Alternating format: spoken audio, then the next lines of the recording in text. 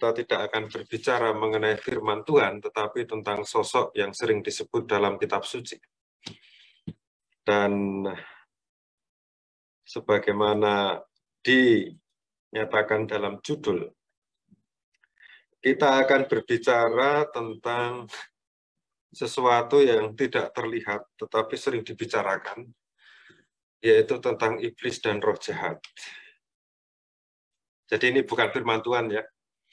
Ini belajar sesuatu yang ada di dalam kitab suci, meskipun kitab suci tidak pernah berbicara panjang lebar tentang iblis dan roh jahat. Nah, saya mengajak saudara dan saudari untuk melihat beberapa gambar yang sering dikaitkan dengan iblis. Ini pasti pernah tahu gambar ini. Sering dikaitkan dengan iblis, tetapi sebetulnya ini adalah gambar dari Azazel. Azazel itu roh jahat yang kita bisa temukan namanya di dalam kitab Imamat. Jadi tinggal di padang. Mengapa digambarkan seperti bermuka kambing? Ya karena kita tahu di dalam kitab Imamat kambing adalah makhluk yang dipersembahkan kepada Azazel di padang gurun supaya tidak mengganggu manusia. Tapi ya sekali lagi ini gambarannya. Ini ada gambaran lain ya, yang menakutkan dengan taring, selalu dengan domba, dengan tanduk domba ya, tanduk kambing. Gambarnya menyeramkan dan orang yang menggambarkan gambaran semacam ini untuk iblis. Ini juga ada gambaran lain yang saya ambil dari Google. Ketika saya search Google tentang iblis, muncul gambaran banyak sekali ya. Nah, ini gambaran seperti api yang mungkin kalau di dalam ensiklopedia Hantu Nusantara itu seperti Banaspati itu ya. Di dalam tradisi Jawa ada hantu semacam itu. Juga di salah satu basilika yang pernah saya kunjungi dulu, waktu masih studi di Roma, saya mengunjungi salah satu basilika yang bernama San Petronino di Bologna.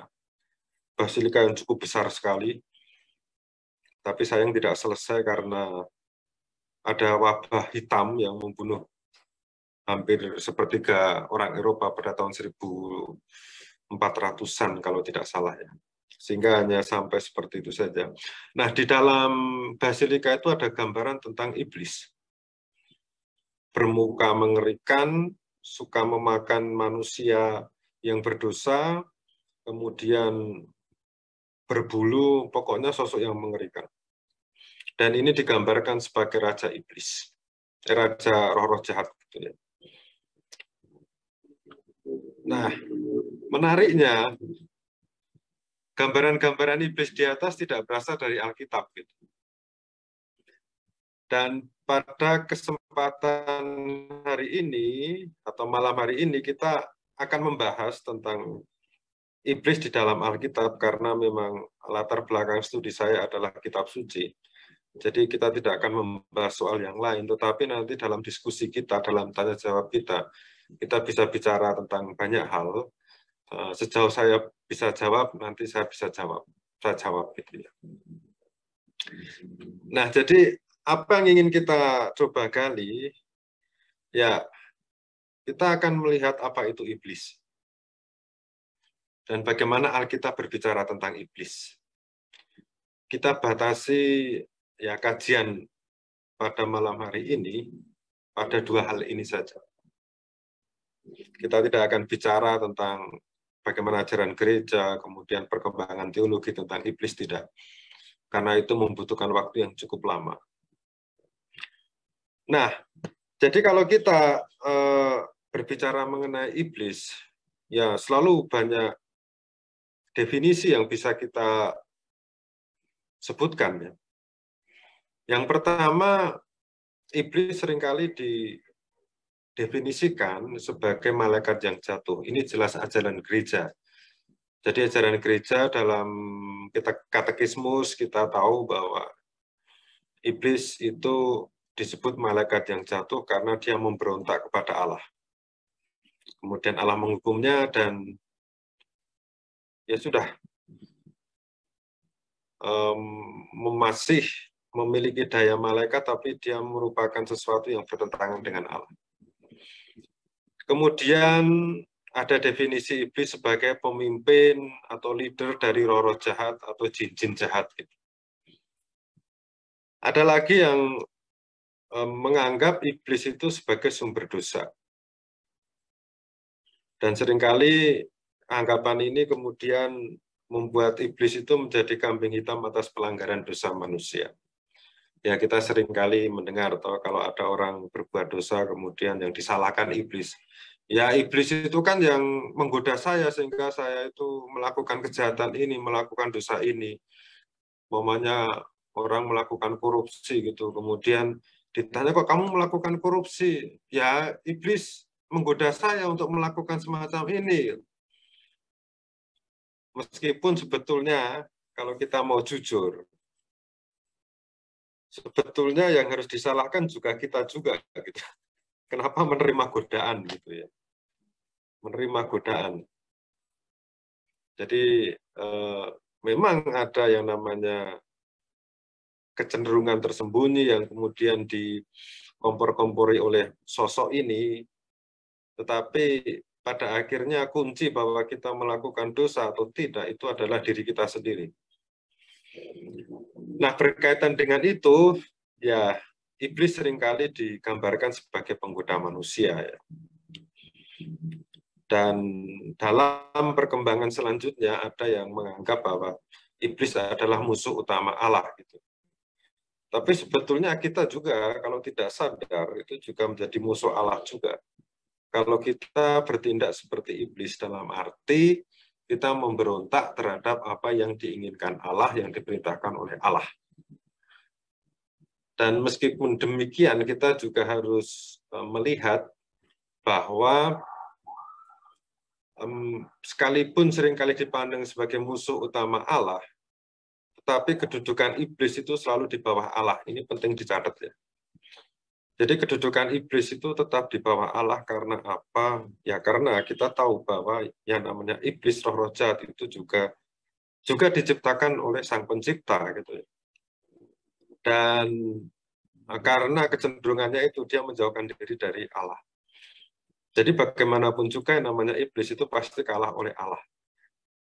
Hanya kalau ditanyakan mengapa kok Allah tidak membinasakan iblis supaya dunia ini menjadi tenang dan damai, nah, ini pertanyaan yang tidak bisa kita jawab. Ya, karena hanya Allah sendiri yang tahu. Gitu. Sebetulnya kan juga bisa ya, Allah kan maha kuasa. Nah, dia bisa membuat apa saja. Gitu. Hanya untuk menghancurkan iblis juga sebetulnya bisa. Dengan sekali bersabda bisa. Tapi mengapa tidak gitu ya, ini yang tidak tahu. Gitu. Apakah sengaja dibiarkan untuk membuat manusia semakin dewasa? Ya, kita tahu ya kalau manusia itu tidak diberi ujian macam-macam, dia tidak akan menjadi dewasa, baik secara mental maupun spiritual. Nah, topik ini mungkin nanti kita bicarakan lain kali saja. Nah, kalau kita mau bicara mengenai iblis di luar tradisi kekristenan atau di luar Alkitab, sebetulnya iblis ini entah itu gagasan, entah konsep, entah kepercayaan, ini merupakan fenomena keagamaan yang umum di berbagai kultur, di berbagai budaya, di berbagai agama di dunia, dari generasi ke generasi, entah dunia kuno, entah dunia sekarang ini. Nah, beberapa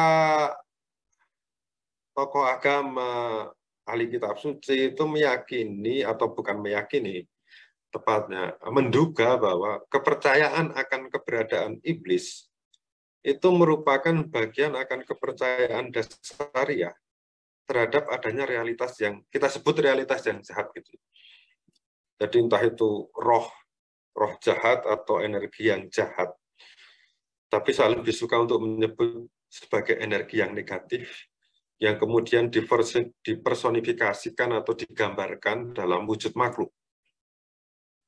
Jadi ini yang mungkin perlu kita sadari juga bahwa ada realitas yang negatif, realitas yang jahat, entah itu dalam bentuk energi, kuasa, roh-roh yang ada di sekitar kita ya.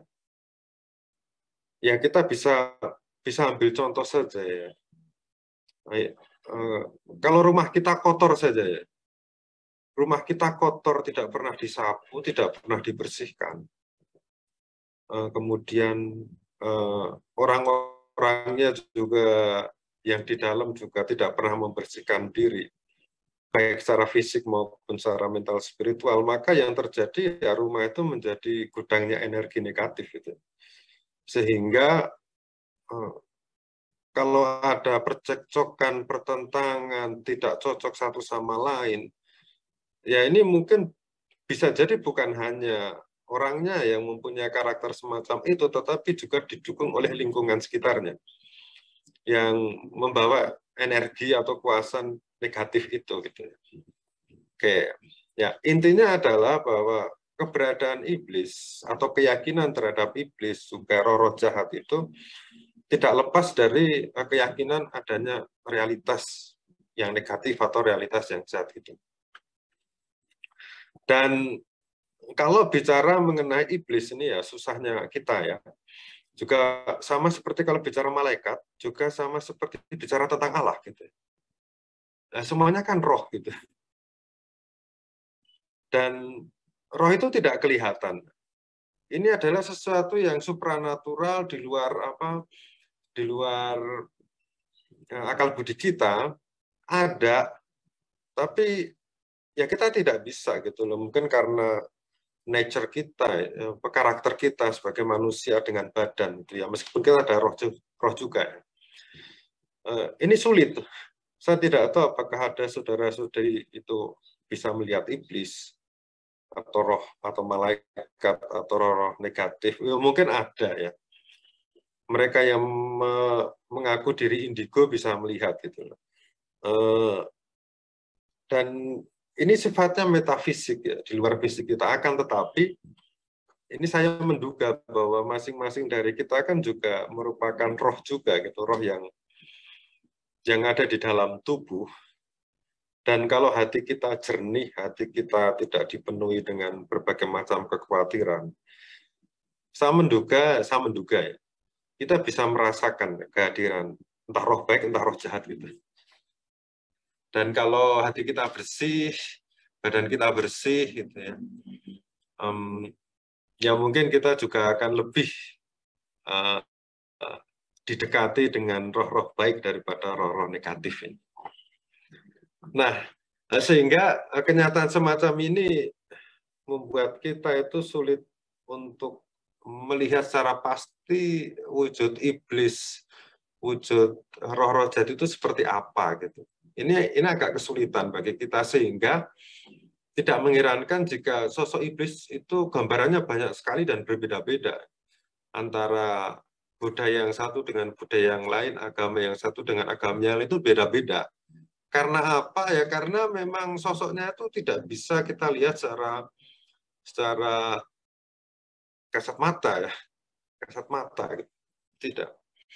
Dan itulah sebabnya yang membuat mengapa gagasan tentang iblis, pengetahuan tentang iblis dan roh jahat itu dari zaman ke zaman, dari waktu ke waktu itu berkembang dan juga berbeda satu sama lain. Karena kita tahu ya akan di dalam ajaran gereja pun gagasan tentang iblis memang agak berbeda dengan apa yang ada di dalam kitab suci loh, bayangin saja. Nah, lantas pertanyaan kedua adalah bagaimana gagasan ini sebaiknya dipahami. Kita harus tahu juga bahwa iblis dan roh jahat di dalam Alkitab itu tidak diceritakan secara detail ya. Disinggung iya, tetapi tidak ada ajaran tentang iblis. Ajaran tentang iblis hanya ada di dalam katekismus atau teologi, ilmu tentang ketuhanan itu. Tetapi di dalam kitab suci hanya disebut saja bagaimana Yesus mengusir roh jahat. Kemudian nanti kita akan lihat beberapa roh-roh jahat yang juga disebutkan.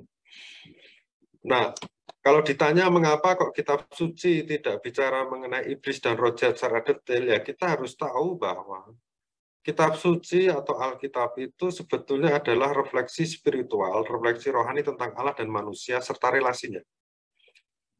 Jadi bukan bicara mengenai iblis dan roh-roh jahat itu ya. Sehingga kalau ditanya, saya pernah ditanya, Romo, apa pendapat Alkitab tentang iblis gitu ya? Wih, saya setengah mati jawabnya, tidak ada ajaran. Bahkan Yesus tidak mengajar sendiri tentang iblis. Ya. Tapi Yesus berhadapan dengan iblis. Roh jahat itu. Ya karena sekali lagi, kitab suci itu adalah suatu refleksi spiritual, suatu kitab panduan yang membuat kita dekat dengan Allah dan memperbaiki relasi dengan manusia. Tapi kita coba akan melihat beberapa poin dari kitab suci yang mungkin kita bisa kembangkan lebih lanjut sehingga bisa mengetahui iblis itu kayak apa ya. Nah, kalau kita mau bicara tentang iblis di dalam kitab suci, maka kita harus menempatkan diri dalam tradisi kultur atau kebudayaan Timur Tengah kuno. Nah, jadi ajaran mengenai iblis di dalam ajaran gereja itu yang berdasar pada kitab suci itu berdasar kepada atau ada pengaruh kebudayaan Timur Dekat kuno atau Timur Tengah kuno yang sekarang ini ya Israel, Arab, Syria, Irak gitu ya. Soalnya kalau kita melihat bagaimana pandangan iblis menurut tradisi Nusantara agak berbeda gitu ya. Tetapi intinya ya tadi sudah saya katakan hampir di setiap kebudayaan atau masyarakat selalu ada keyakinan bahwa ada kuasa jahat, kuasa realitas jahat yang cukup bisa mengganggu manusia gitu. Meskipun namanya di berbagai tempat itu berbeda, tetapi realitas itu ada. Nah, kalau di dalam kitab suci sekali lagi kita harus belajar seperti apa sih pandangan orang-orang Timur Tengah. Nah, sebetulnya kalau kita itu di situ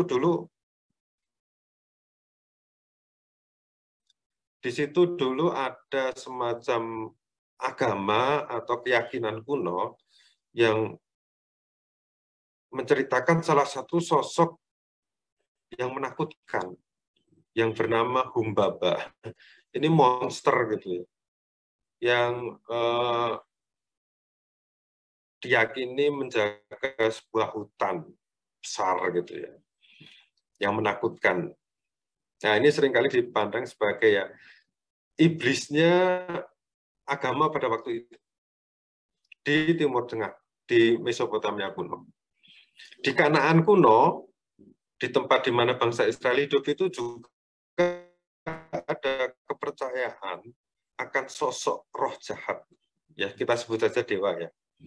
Yang bernama Dewa Mot. Ini dianggap sebagai dewa kematian, kemudian membuat gersang, berkulit hitam dan menjijikkan. Nah, ini sangat ditakuti gitu ya. Jadi sepertinya Dewa Mot ini yang menyebarkan semacam energi jahat gitu ya. Keyakinan mereka gitu. Ini soal keyakinan ya ini ya. Soalnya kalau dibuktikan setengah mati ini kan kalau soal bicara roh ini kan bicara keyakinan gitu.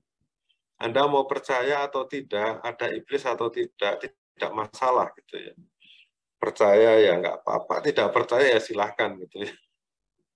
Kalau kita sebagai orang beragama gitu ya, beriman, selama kita percaya kepada Allah yang tidak kelihatan, kita juga ya paling tidak juga ya percaya dikit lah dengan adanya realitas yang negatif ini gitu. Realitas yang jahat. Nah, kita kembali. Dalam agama Mesir kuno dulu itu ada juga namanya Dewa Set. Dewa gurun, tinggal di padang gurun, dan suka menebarkan maut. Dan ini seringkali digambarkan sebagai iblisnya bangsa Mesir zaman dahulu. Nah, ada juga makhluk-makhluk jahat gitu ya, yang berkembang. Sebetulnya bukan hanya di dunia Timur Tengah kuno, di Eropa juga ada, di Amerika juga ada, di Nusantara apalagi. Di Indonesia itu paling hobi dengan ya model-model seperti ini ya. Roh Roja, coba kalau lihat film horor gitu ya.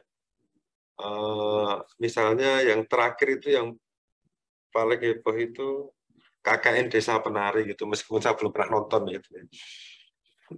Itu ya salah satu bagaimana orang itu tertarik gitu. Ya karena apa? Karena memang kita orang Indonesia ini kan lebih menggunakan rasa gitu ya dalam hidup sehari-hari dan lebih menggunakan intuisi daripada rasio sebetulnya ya. Ya meskipun kita menggunakan akal budi, tetapi rasa perasaan itu lebih kuat. Beda dengan orang Eropa gitu. Sehingga dengan sesuatu yang rasa roh itu agak dekat sekali gitu ya. Orang Indonesia ini kan kalau sudah mulai berpikir rumit gitu kan capek gitu. Tapi giliran doa itu yang penting menggunakan rasa itu semangat sekali gitu. Coba cek saja. Nah, sekarang kita lihat ini nih. Istilah ini yang kadang-kadang juga bikin pusing juga untuk memahami iblis, setan, roh jahat. Ini bedanya apa? Nah, 9, kata iblis dan setan itu dituliskan bersamaan. Jadi iblis itu ya setan, setan itu ya iblis.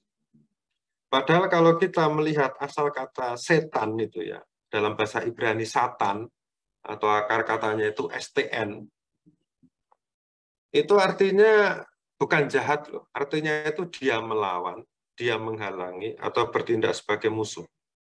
Jadi satan atau setan itu aslinya katanya itu berarti pendakwa, pemfitnah, dan batu sandungan, atau musuh gitu ya. Dan awalnya tidak merujuk untuk makhluk supranatural, tetapi manusia yang bertindak sebagai pendakwa, pemfitnah, batu sandungan juga disebut sebagai satan gitu.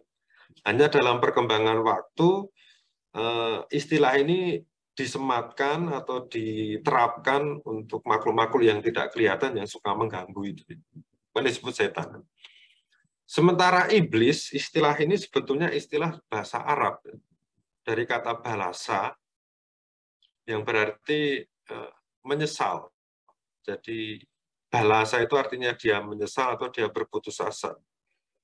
Sehingga iblis itu bisa diartikan kemungkinan sebagai dia yang menyebabkan orang menyesal atau putus asa. Ya mungkin benar juga ya. Dalam arti begini nih. Sebagai manusia itu kalau sudah sampai pada tahap putus asa, menyesal tidak pernah berhenti itu kan nanti melakukan satu tindakan yang maaf ya, ini agak mengerikan juga. Orang bisa bunuh diri loh. Kalau putus asa dan terus menyerah ya tidak mau berjuang lagi. Orang akan depresi dan mengambil langkah seperti apa yang mungkin tidak dikehendaki oleh Allah, yaitu bunuh diri gitu. Bunuh diri itu ya salah satu kejahatan terhadap Allah karena apa? Karena kita bertindak seperti Allah gitu, yang mau mencabut nyawa orang gitu. Ya, ini iblis. Lalu, nah di dalam perjanjian baru itu kita sering mendengar istilah roh-roh jahat, kemudian setan-setan, ya toh. Yesus mengusir setan-setan. Nah, terjemahan ini sebetulnya terjemahan dari bahasa Yunani diabolos, Inggris satanas, atau di dalam bahasa Yunani itu daimonia.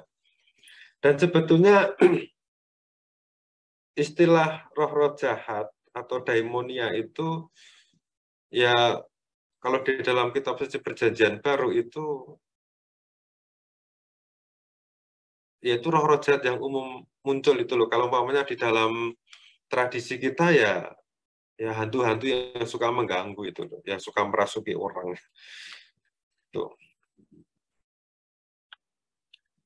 Nah, sekarang coba kita melihat sedikit ya tentang iblis dan roh jahat dalam tradisi Yahudi, yaitu dalam perjanjian lama. Sekali lagi, Perjanjian Lama tidak terlalu mencatat banyak tentang iblis dan roh jahat ini, tetapi kita harus tahulah apa yang diangkat di sini. Nah, sebetulnya tentang iblis itu muncul yang paling kuno itu ada di dalam kisah Ayub, bab 1 ayat 2. Nanti silakan saudara-saudari baca ya. Jadi di bagian awal itu kan diceritakan ada semacam sidang surgawi. Allah dengan para malaikatnya, dan tiba-tiba iblis muncul di situ gitu loh. Jadi yang menarik misalnya di Ayub bab 1 ayat 6-7 diceritakan itu pada suatu hari datanglah anak-anak Allah menghadap Tuhan, dan di antara mereka datanglah juga iblis. Maka bertanyalah Tuhan kepada iblis, iblis, dari mana kau? Lalu jawab iblis kepada Tuhan, oh ya, saya dari jalan-jalan mengelilingi dan menjelajah bumi gitu ya. Jadi kalau kita lihat di sini, iblis itu bagian dari anak-anak Allah gitu ya. Maksudnya makhluk-makhluk surgawi, makhluk-makhluk di langit, katakanlah semacam itu gitu ya. Dan mempunyai tugas khusus dari Allah sebagai inspektor, ya, semacam agen rahasia Allah yang memang ditugaskan Allah untuk mencobai manusia. Salah satu manusia yang dicoba itu adalah Ayub. Tetapi ini penting dicatat bahwa iblis menggoda manusia, mencobai manusia itu ada batasnya gitu. Dan selalu di bawah izin atau kontrol dari Allah. Ini pandangan dari kitab Ayub ya. Jadi iblis mencobai manusia itu selalu ada di dalam kontrol Allah gitu.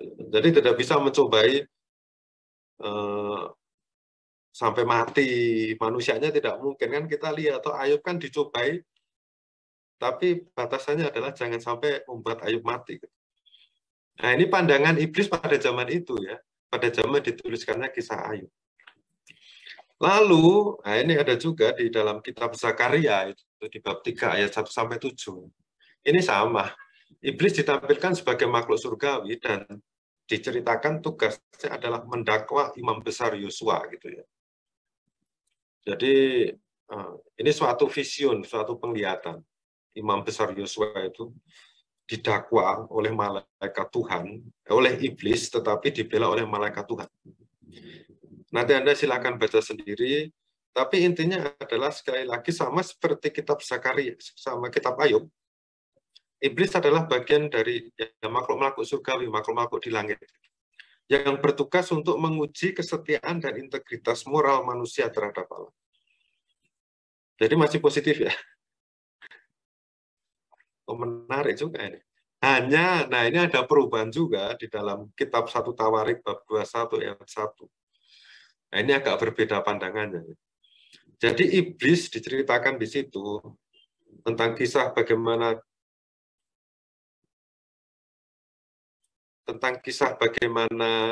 Daud itu mencoba untuk mensensus orang-orang Israel untuk dijadikan tentara ya.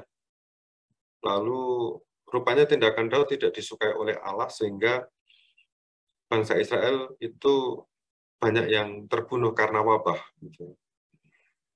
Nah, diceritakan di sini di 1 Tawarik 21 ayat 1.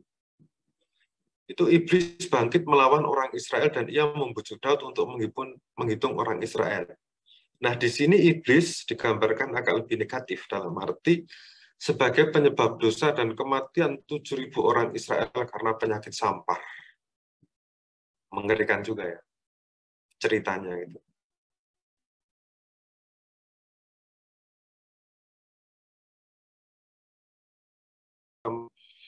Jadi di dalam perjanjian lama itu tidak ada konsep yang tunggal, konsep yang satu tentang apa itu iblis dan siapa itu iblis. Setiap kitab itu mempunyai pandangan yang beda-beda. Nah, selain iblis, itu digambarkan juga atau disebutkan ya tentang roh jahat dalam perjanjian lama. Nah, ada beberapa teks yang berbicara tentang hal ini, misalnya di Mazmur bab 106 ayat 37. Mereka mengorbankan anak-anak lelaki mereka, anak-anak perempuan mereka kepada roh-roh jahat. Nah, roh-roh jahat ini kan terjemahan bahasa Indonesia. Soalnya tidak ada terjemahan yang pas ya untuk kata dalam bahasa Ibrani namanya sadim. Sadim itu ya seperti sapi bersayap gitu yang mengerikan gitu. Nah, lalu juga di dalam 2 Tawarik bab 11 ayat 15 diceritakan Yerobiam mengangkat bagi dirinya imam-imam untuk bukit-bukit pengorbanan untuk jin-jin dan untuk anak-anak lembu jantan yang dibuatnya. Ya sekali lagi kita harus tahu ya bahwa ada beberapa kata di dalam Perjanjian Lama versi Ibrani yang sulit diterjemahkan di dalam bahasa Indonesia, sehingga penerjemah mengambil istilah yang umum di sini ya, meskipun artinya mungkin ya tidak pas gitu. Nah, yang diterjemahkan dengan jin-jin ini dalam bahasa Ibrani itu seirim. Seirim itu hantu berbulu gitu. Jadi orang-orang pada zaman dahulu, mungkin juga orang-orang pada zaman sekarang gitu. Mereka itu juga ada yang menggantungkan diri kepada ciptaan Allah. Dalam hal ini kita juga harus tahu ya, jin-jin, roh-roh jahat itu kan juga ciptaan Allah. Jadi orang malah menyembah ciptaan. Jadi ciptaan menyembah ciptaan. Ini yang dilarang oleh Allah juga gitu ya. Jadi kalau menyembah, menghormati ya penciptaannya, bukan ciptaan kepada ciptaan. Ya saya tidak tahu hantu berbulu itu maksudnya apa, apakah kayak genderuwo gitu ya, kita nggak tahu. Hanya kan ya ada keyakinan mereka itu memang ya mau mencari atau mencuri energi kekuatan dari ya makhluk-makhluk semacam itu untuk kepentingannya sendiri ya. Ya mungkin kalau dalam bahasa sekarang ya mungkin banyak orang mencari pesugihan itu juga. Ada sih, tapi saya belum pernah berjumpa secara langsung dengan orang, hanya mendengar cerita-cerita saja ya. Dan sebaiknya jangan gitu ya. Jangan menyekutukan Tuhan dengan ciptaan. Konsekuensinya berat ya. Konsekuensinya berat. Nanti kita bisa diskusikan lah. Saya selesaikan kajian ini dulu. Nah, lalu di dalam Yesaya bab 34 ayat 14 ini, ya ini juga disebutkan nih tentang hantu. Gitu. Di sana berpapasan binatang gurun dengan anjing hutan, jin bertemu dengan temannya. Nah, ini di gurun ya.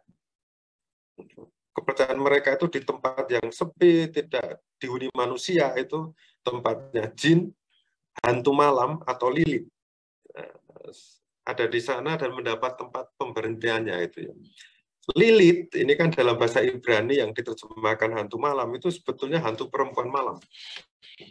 Jadi ada keyakinan juga di sono ya, di Timur Tengah kuno gitu ya, itu ada hantu perempuan malam. Nah kalau di dalam tradisi Nusantara ya pasti kita kenal lah ya. Nih, jadi apa itu kuntilanak ya, atau peri, mirip. Lalu di Mazmur 91 ayat 56 pasti Anda pernah mendengar juga. Dengan kepaknya ia akan menudungi engkau, di bawah sayapnya engkau akan berlindung, kesetiaannya ialah perisai dan pagar tembok. Engkau tak usah takut terhadap kedahsyatan malam, terhadap panah yang terbang di waktu siang, terhadap penyakit sampar yang berjalan di dalam gelap, terhadap penyakit menular yang mengamuk di waktu petang.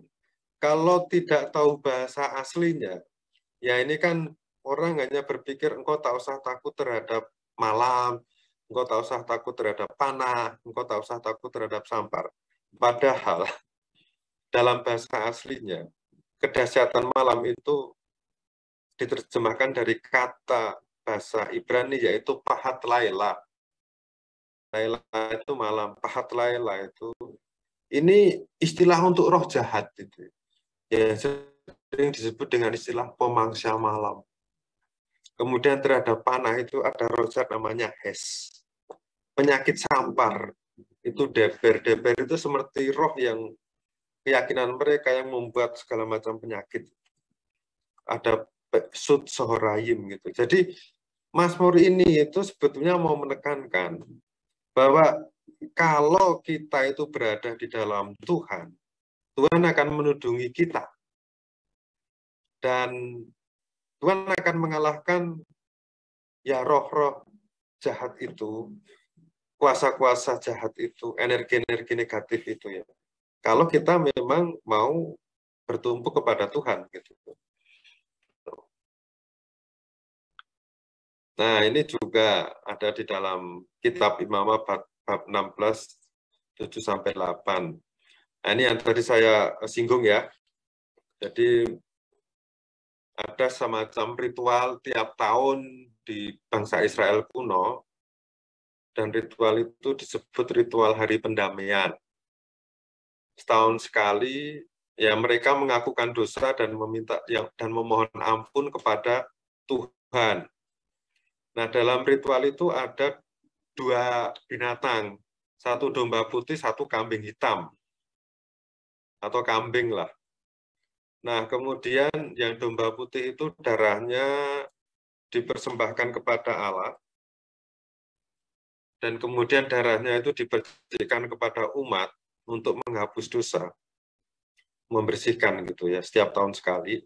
Lalu kambing itu biasanya, ini semacam ritual ya, kambing itu ditempeli, atau gini, imam besar itu menempelkan tangannya di atas kambing itu, kemudian mengakukan dosa seluruh bangsa. Setelah itu kambing itu dilepas di padang gurun untuk dikembalikan kepada Asasel, maksudnya segala dosa pelanggaran itu dikembalikan kepada Asasel. Tetapi kambing jantan yang kena undi bagi Asasel haruslah ditempatkan hidup-hidup di hadapan Tuhan untuk mengadakan pendamaian, lalu dilepaskan bagi Asasel ke padang gurun.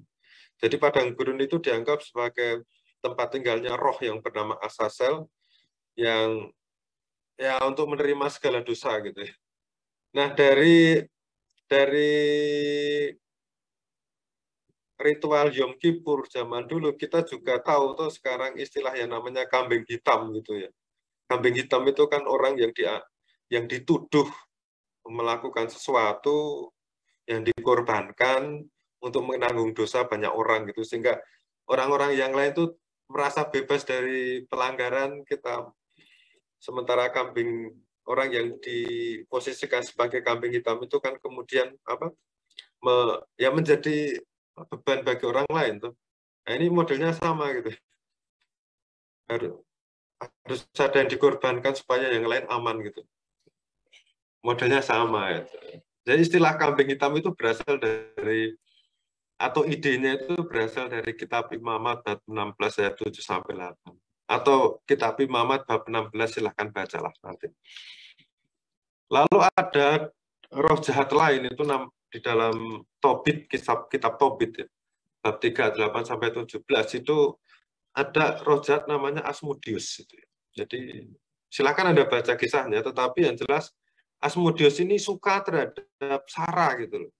Birahi, itu mempunyai birahi terhadap Sarah. Sehingga dia itu tidak mau kalau Sarah itu mempunyai suami. Sehingga selalu membunuh ketujuh suaminya gitu. Nah, hanya yang namanya Asmodeus ini kemudian dikalahkan oleh malaikat yang bernama Rafael itu ya. Nah, dengan ritual apa itu? Ya, dengan ritual dan doa, dengan empedu ikan katanya yang bau wangi-wangian yang bisa mengusir Asmodeus ini ya. Kalah Asmodeus ini dengan malaikat ya. Sebelum malaikat Rafael datang, Asmodeus berkuasa, lalu birahi terhadap Sarah. Nah, kalau di dalam tradisi Nusantara itu ya, ada loh yang sama. Nah, ini ya, pasti tahulah ceritanya ya. Cerita folklore begini ini pasti tahu lah. Asmodeus itu mirip-mirip genderuwo gitu ya, kalau di tempat kita ya. Yang katanya, ini sekali lagi katanya orang yang sendiri tidak tahu gitu. yang kadang-kadang menyamar sebagai suami orang, itu suka ganggu-ganggu perempuan atau istri orang. Katanya loh, ini saya sendiri juga tidak tahu. Bukan tidak tahu, tetapi belum pernah mendengar kisahnya secara langsung. Intinya adalah hati-hati saja gitu. Oke. Nah, bagaimana iblis atau roh jahat dalam tradisi Perjanjian Baru? Ya, Perjanjian Baru itu merupakan satu kitab yang merupakan kitab yang ditulis lebih terakhir daripada Perjanjian Lama, sehingga pandangan mengenai iblis mengalami suatu perkembangan gitu ya. Dan di dalam Perjanjian Baru itu iblis itu merupakan pengganggu dan penyesat manusia. Ini sudah sampai kepada pemahaman seperti itu. Bahkan ia menjadi batu sandungan bagi rencana Allah. Jadi sudah ada gambaran bahwa iblis itu ya selalu memberontak, selalu berbeda dengan rencana Allah. Sehingga ketika Petrus itu mengatakan sesuatu yang tidak berkenan kepada Yesus berkaitan dengan takdir Yesus, Petrus kan disebut oh dasar kok iblis gitu ya. Bukan Petrusnya yang iblis, tetapi caranya itu mirip iblis dalam arti dia menolak apa yang dikehendaki oleh Allah gitu, terhadap Yesus. Jadi kalau kita lihat di dalam Injil Markus, iblis itu merupakan perwujudan kuasa jahat yang ingin menggagalkan terciptanya kerajaan Allah di dunia. Di dalam Injil Matius, iblis adalah musuh Yesus.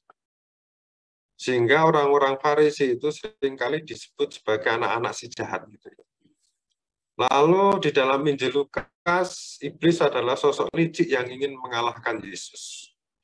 Jadi intinya, saudara dan saudari, kalau Anda membaca kitab suci, terutama Injil, bahwa sebetulnya Injil itu bicara secara garis besar pertempuran antara kuasa jahat dan kuasa baik. Kuasa baik itu Yesus dan orang-orang yang setia kepadanya. Kuasa jahat itu iblis dan orang-orang yang berpikir seperti iblis. Selalu ada yang namanya pertempuran dua hal ini. Gitu. Bahkan sampai sekarang ini, selalu ada jahat itu. Yang jahat itu banyak. Gitu. Apalagi di dalam Injil Yohanes. Ya. Jadi Yesus itu digambarkan sebagai ya bagian dari kuasa baik yang selalu diganggu lah istilahnya gitu ya oleh kuasa gelap yang digambarkan di sini dalam sosok iblis. Dan kita tahu bahwa Yudas melakukan tindakan pengkhianatan menurut penulis Injil Yohanes ini karena memang dirasuki oleh iblis. Bahkan otoritas Yahudi dalam hal ini, orang yang ingin membunuh Yesus, disebut sebagai alat iblis. Jadi di dalam Injil Yohanes, iblis itu seperti kuasa atau ya makhluk supranatural yang menguasai manusia untuk melawan atau bukan melawan, tapi maksudnya membuat kedamaian di dunia ini tidak terlaksana gitu. Oke. Nah, di dalam kitab Wahyu juga hal yang sama. Intinya adalah pertempuran antara kebaikan dan kejahatan. Kaitan dengan apa itu roh-roh jahat dalam Perjanjian Baru itu banyak sekali ya. Dan intinya kalau di dalam Perjanjian Baru roh-roh jahat itu menurut keyakinan mereka yang membuat orang-orang itu mengalami sakit, mengalami apa ya, stres, frustasi, seperti orang di Girasa itu kan orang yang stres ya, lari-lari ke kuburan. Memang pada zaman dahulu itu kan belum ada ilmu psikologi gitu ya. Jadi mereka masih percaya orang yang mengalami frustasi, stres, penyakit karena stres itu disebabkan oleh roh jahat gitu. Tapi ya sebetulnya bisa jadi gitu ya.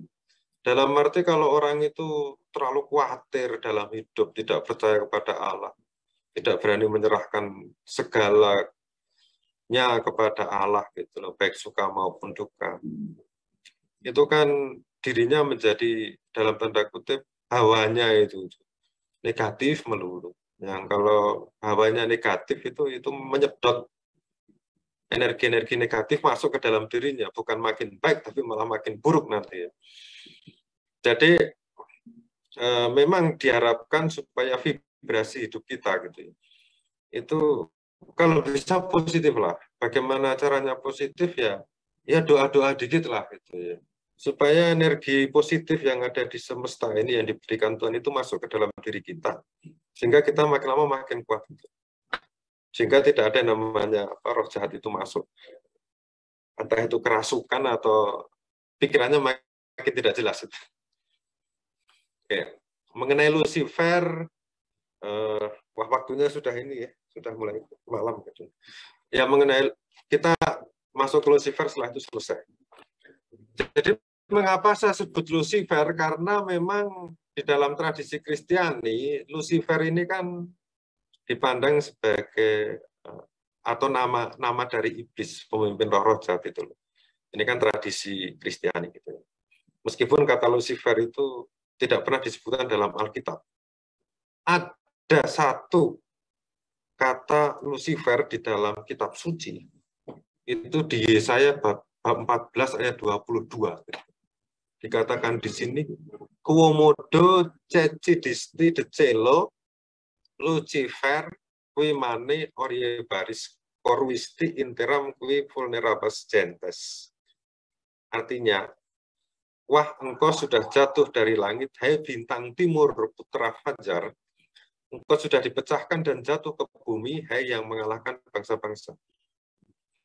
Jadi Lucifer ini artinya bintang timur. Bintang timur loh Lucifer ini. Tetapi ini tidak ada kaitannya dengan iblis. Kitab Nabi Yesaya ini. Sebetulnya kitab Nabi Yesaya tadi itu yang namanya bintang timur ini mengacu kepada sosok Raja Babel yang sombong gitu. Dan sebetulnya sosok Lucifer atau nama Lucifer ini atau bagusnya gimana ya? Jadi si Lucifer itu merupakan gabungan dari nubuat Yesaya kepada Raja Babel dan nubuat Yeskiel melawan Raja Tirus di Yeskiel 28. Jadi kedua nabi itu mengejek kesombongan orang-orang yang berkuasa dan meramalkan kejatuhan mereka. Nah, lalu ya ini bapak-bapak gereja dulu itu kemudian mau menggambarkan iblis sebagai malaikat jatuh itu bagaimana ya? Malaikat jatuh yang menggambar yang karena kesombongannya memberontak.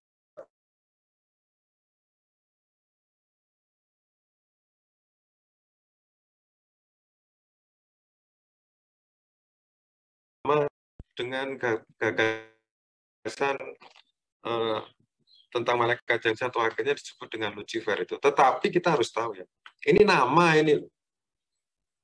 Tetap saja ada intinya adalah sosok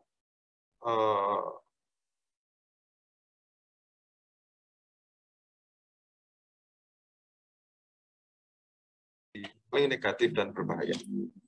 Seperti apa wujudnya ya kita nggak tahu ya. Ini kan soal keyakinan saja. Oke, kesimpulan ya. Nanti kita bicara saja. Nah, gagasan iblis dan roh jahat di dalam Alkitab itu ya sangat dipengaruhi oleh gagasan tentang roh jahat dalam dunia dan tradisi Timur Dekat kuno. Lalu Alkitab tidak berbicara secara khusus tentang iblis dan roh jahat, tetapi hanya menyinggung secara singkat. Tetapi paling tidak kita tahu bahwa yang namanya iblis dan roh jahat itu ya ada gitu, meskipun tidak kelihatan. Gitu. Dan itu sangat mempengaruhi kehidupan kita. Mungkin pada zaman dahulu gambarnya semacam itu. Zaman sekarang mungkin gambarannya lain, tetapi intinya sama gitu. Dalam arti ya kita harus hati-hati dengan segala macam yang berbau negatif. Bukan berarti bahwa kita menolak yang negatif. Kita itu ada gitu. Paling nggak ini menurut saya ya. Kita semua itu kan hitam putih gitu. Bukan hitam putih, ya abu-abu gitu. Kadang bisa jahat, kadang tidak. Tetapi ya kita sendiri yang menjadi pancer itu yang menjadi pusatnya gitu. Kita harus bisa mengendalikan semuanya itu supaya hidup kita tentram gitu.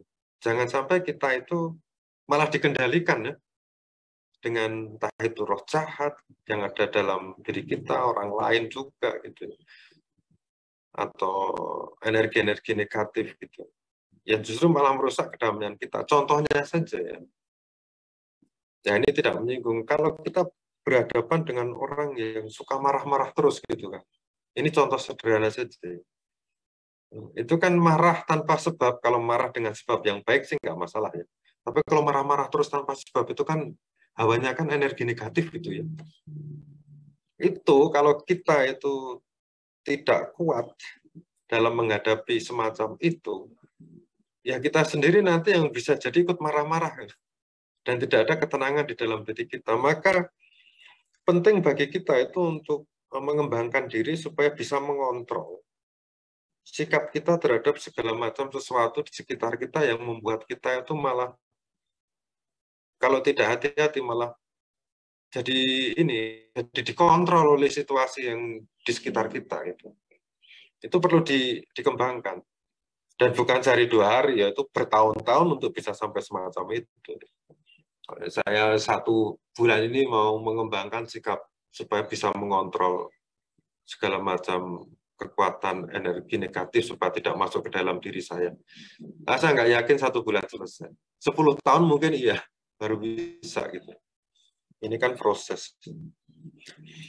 Nah, dan mengenai iblis sekali lagi dan roh jahat mengalami perkembangan dari waktu ke waktu. Nah, sebagai penutup saya akan mengatakan apa yang dikatakan Paus Fransiskus ya dalam Gaudete et Exsultate.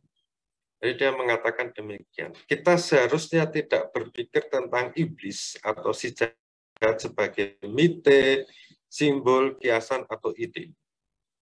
Kesalahan ini akan membawa kita untuk membuat kita tidak waspada. Jadi, apa yang dikatakan Paus Fransiskus adalah demikian. Yang namanya iblis atau si jahat itu ada gitu. Ada ya, jadi bukan semacam konsep belaka gitu. Itu ada, hanya kita tidak melihat. Dan mainnya itu halus sekali. Maka penting bagi kita untuk tetap ingat dan waspada. Orang Jawa mengatakan eling lan waspodo. Jadi supaya kita tidak jatuh ini. Kalau kita menganggapnya itu hanya simbol, itu hanya ide, nah itu hati-hati gitu. Kita bisa jatuh. Jatuh.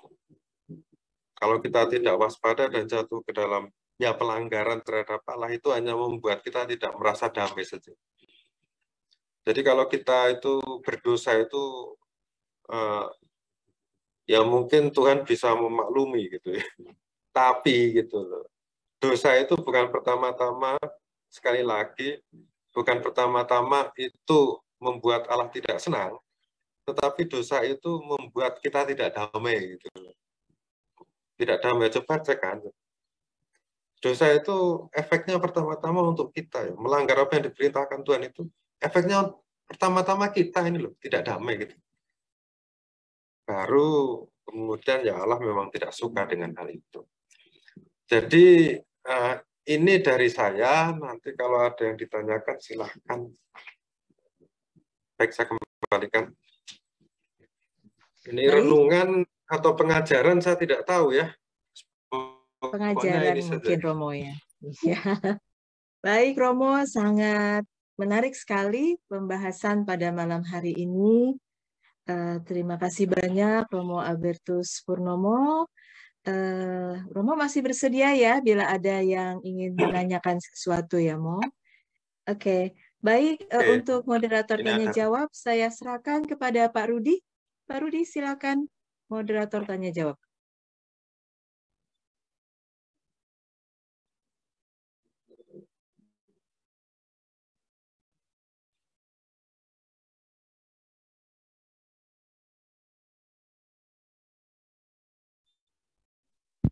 Masih di mute itu ya.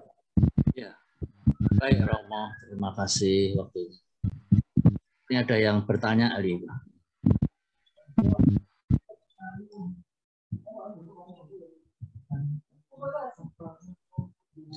Ya, baik Romo, selamat malam. Ada yang bertanya. Selamat malam Romo, dari Bernadette, Yogyakarta.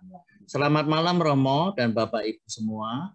Saya sedikit penasaran dan mau bertanya tentang pengaruh iblis dalam kehidupan kita. Ada yang bilang kalau seorang yang terkena penyakit baik parah maupun ketidakberuntungan dalam hidup, itu ada unsur roh jahat. Ya, ada unsur roh jahat. Apa itu? Yang Roh jahat di dalamnya ya, dan dalam tubuhnya. Saya juga baca ini soalnya. Ya, silakan Romo. Maaf. Atau saya baca saja ya. Ya, ini. ya, maaf Romo, terus terang aja saya terkena namanya penyakit apa? Asteroid. Ya, saya baca saja. Jadi saya kalau saya baca saja itu ya. jelas saya mata ya. Jadi ada yang menyebutnya sebagai akibat atau upah dosanya juga. Oh. Bagaimana jika ada orang yang dihantui bayang-bayang menakutkan seperti pada anak-anak remaja misalnya, apakah bisa dihilangkan? Dan apakah seorang Romo itu mempunyai kuasa Allah yang dapat menyembuhkan atau mengusir roh jahat dari rumah-rumah atau fisik seseorang yang mengganggu? Gitu. Baik, yang pertama itu, pertanyaan pertama. Seseorang terkena penyakit baik parah maupun ketidakberuntungan dalam hidup karena ada unsur roh jahat di dalamnya. Gitu. Ya, memang ini sulit untuk dijawab secara pasti ya, karena ini soal keyakinan juga. Tetapi kita juga harus tahu bahwa penyakit atau ketidakberuntungan dalam hidup, sekali lagi jangan selalu disalahkan kepada pihak eksternal dari kita, gitu. Entah itu Allah, entah itu roh jahat. Kita juga perlu berpikir bahwa bisa jadi salah satu faktor yang menyebabkan itu adalah diri kita sendiri. Jadi bisa jadi umpamanya saya terkena penyakit, kita juga harus berefleksi juga ya. Apa yang membuat saya terkena penyakit? Apakah pola hidup saya yang tidak baik atau penyakit makanan saya yang tidak baik gitu? Atau mengapa saya tidak beruntung? Apakah sikap saya yang tidak baik terhadap orang lain gitu? Apakah saya tidak suka berbuat kebaikan terhadap orang lain sehingga akhirnya saya tidak beruntung? Itu juga dipertanyakan gitu ya. Karena gaya hidup yang tidak baik itu kan sebetulnya benih-benih dalam tanda kutip sesuatu yang negatif yang akan membawa lebih banyak sesuatu yang negatif dalam hidup kita, yang kemudian ini bisa disebut sebagai penyakit. Juga ketidakberuntungan, kok sial terus gitu ya. Ya tanya dulu dalam diri sendiri, apakah saya biasa berdoa kepada Tuhan atau mohon bantuan dari para kudus atau leluhur yang baik untuk mendoakan kita.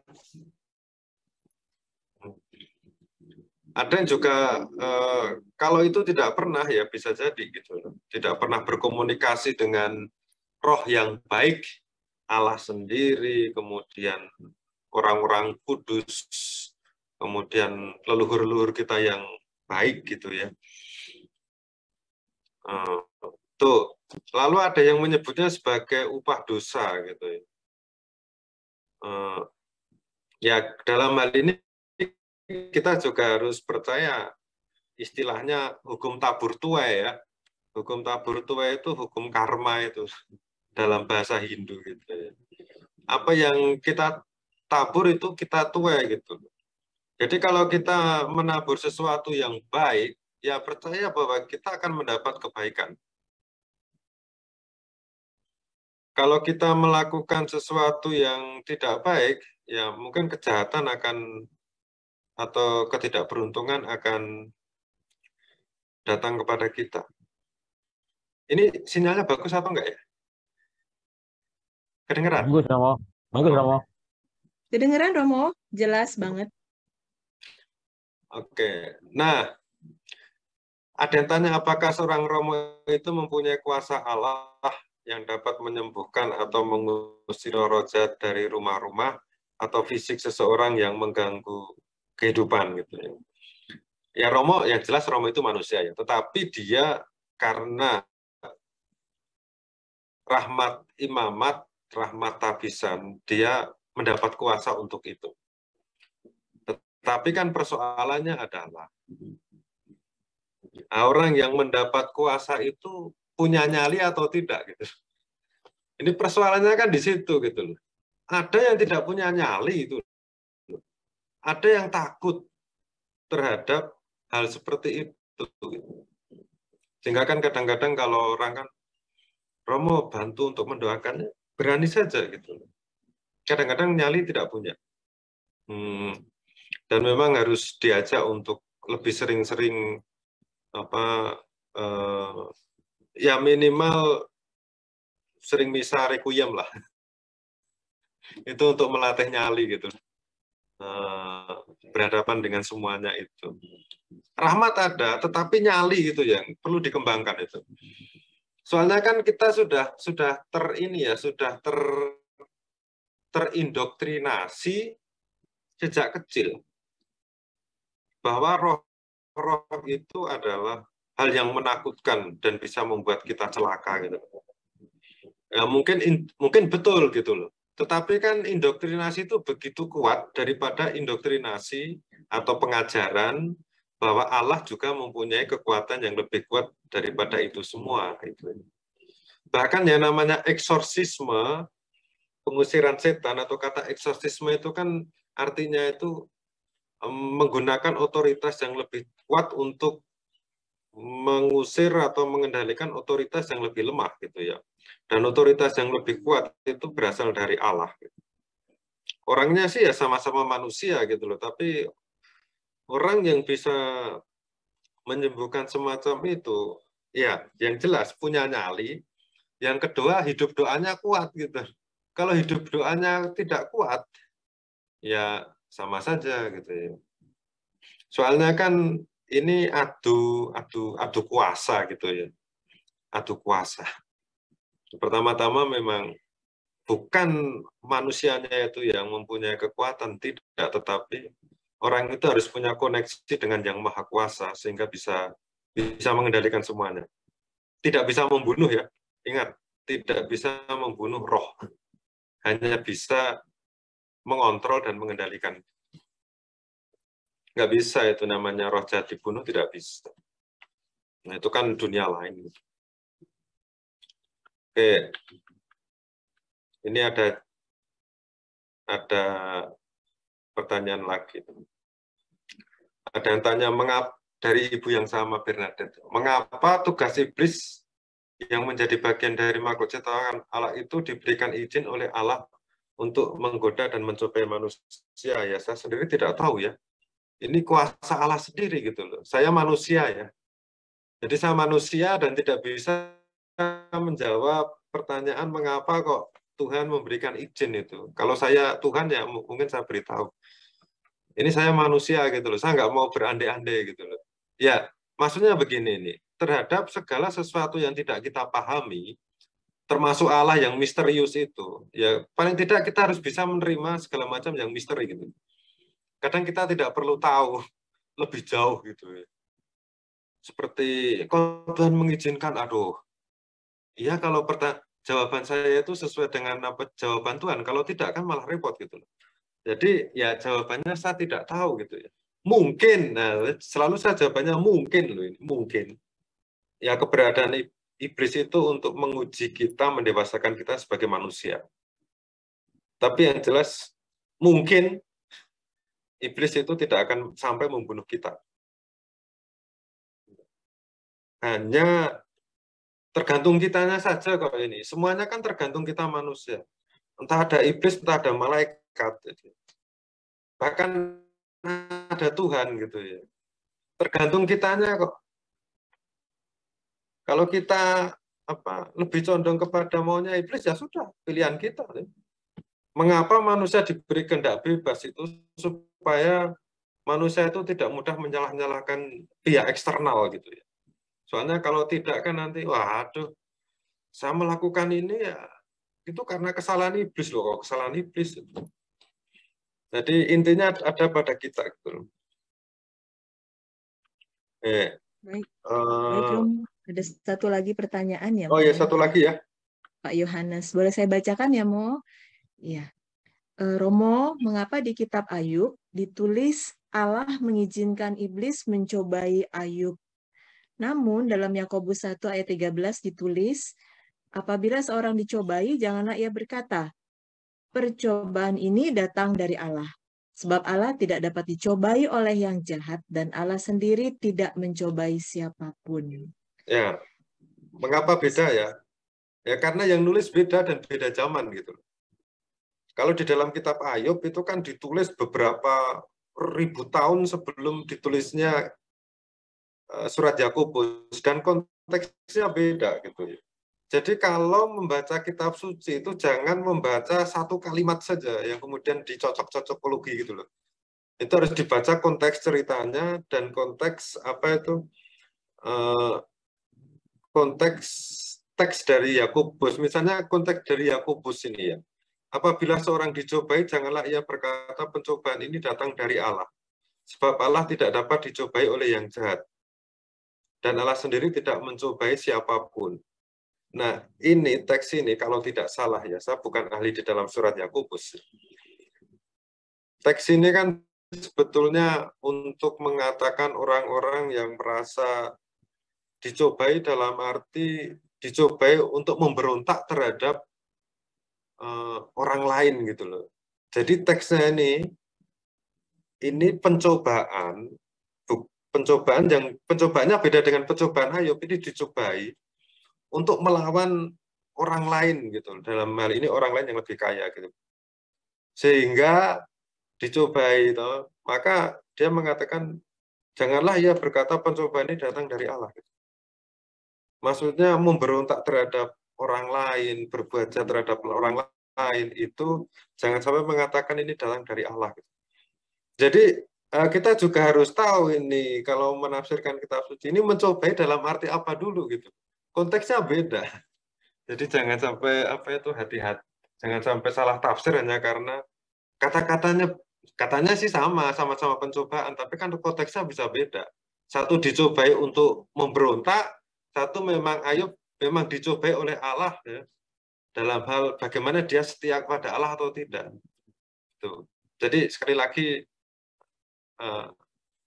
ya mungkin ini perlu penjelasan lebih lanjut, mungkin di lain kesempatan ya untuk hal ini. Tapi istilah pencobaan itu sendiri memang artinya agak beda. Baik, Romo. Ada pertanyaan satu lagi, Romo. Romo Pur, di awal tadi diperlihatkan bentuk atau tampilan iblis yang mengerikan. Tetapi zaman sekarang iblis justru kerap hadir dalam bentuk yang elok dipandang mata yang membius panca indera kita, Romo. Bagaimana kita mengantisipasi hal ini, Romo? Terima kasih. Ya, tampilan iblis itu kan digambarkan tergantung dari persepsi masyarakat masing-masing gitu ya. Jadi mungkin ada yang masyarakat menggambarkan iblis sesuatu yang mengerikan, masyarakat lain itu karena masyarakat ini menggambarkan iblis suka menggoda melalui hal-hal yang indah, maka digambarkan sebagai sesuatu yang indah. Tetapi entah gambarannya macam-macam. Sekali lagi, yang menentukan itu adalah diri kita sendiri gitu. Saya selalu bicara dengan teman saya itu. Kalau diskusi, kalau dalam bahasa Jawa itu pancernya itu. Pusatnya itu kamu sendiri gitu. Orang lain mau menggoda dengan sesuatu yang menakutkan maupun sesuatu yang elok, tetapi kalau pusatnya kamu sendiri itu bisa kuat, itu no problem. Dan pusat kuat itu kalau memang hidupnya sehari-hari itu selalu terhubung dengan yang ilahi, dengan Tuhan yang Maha Kuasa itu, dengan Pencipta itu loh. Entah caranya seperti apa, cara menghubungkan diri, orang pasti tahulah punya rasa yang bisa merasa, oh hubungan saya dengan Tuhan baik. Tapi selama komunikasi kita, relasi kita dengan yang menciptakan kita itu tidak kuat, ya kita mudah akan jatuh dalam godaan iblis itu. Dan kalau demikian, sekali lagi jangan disalahkan si penggoda, tapi kita juga harus menyadari diri kita juga salah.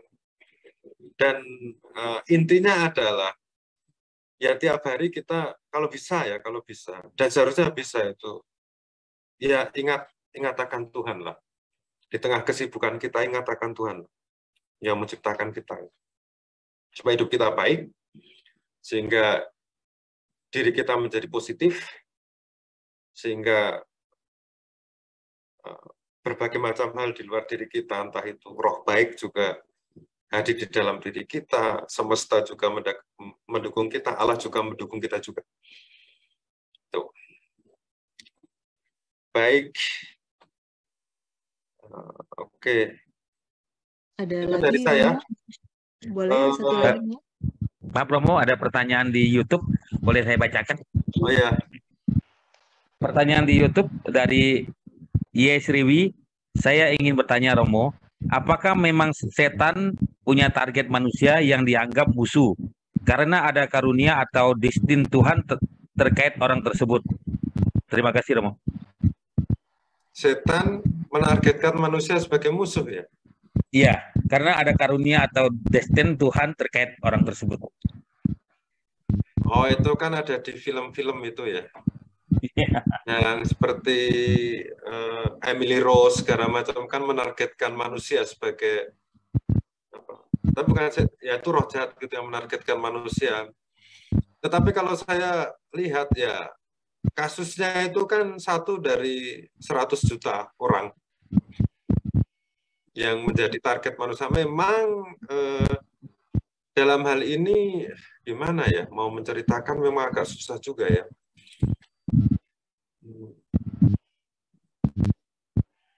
Cuman intinya bahwa iblis atau roh-roh jahat itu memang ya tidak menginginkan adanya kedamaian gitu aja dalam diri kita gitu loh. Mungkin targetnya semua manusia iya. Tapi juga jangan sampai bahwa kita manusia juga cenderung untuk ke situasi seperti itu ya. Tidak menginginkan perdamaian, maunya ribut melulu gitu loh. Ya kita juga harus tahu ya. Tadi saya katakan bahwa manusia itu abu-abu loh. Di dalam diri kita itu ada sisi baik dan sisi jahat gitu. Harus disadari itulah. Hanya tergantung kita bisa mengontrol atau tidak gitu. Jangan sampai yang jahat itu yang lebih mendominasi daripada yang baik. Sehingga bawaannya itu kalau tidak ada konflik tidak seru gitu loh. Karena ada orang yang seperti itu toh. Jadi kalau tidak bikin huru-hara, tidak bikin rame-rame, kalau tidak ada perkelahian kok tidak seru itu. Nah itu sisi jahatnya itu lebih kuat daripada sisi baiknya di dalam dirinya gitu loh. Wah ini apalagi itu menjadi, kalau maaf ya, kalau ada orang yang sama-sama jahat atau roh jahat masuk itu tambah kuat gitu.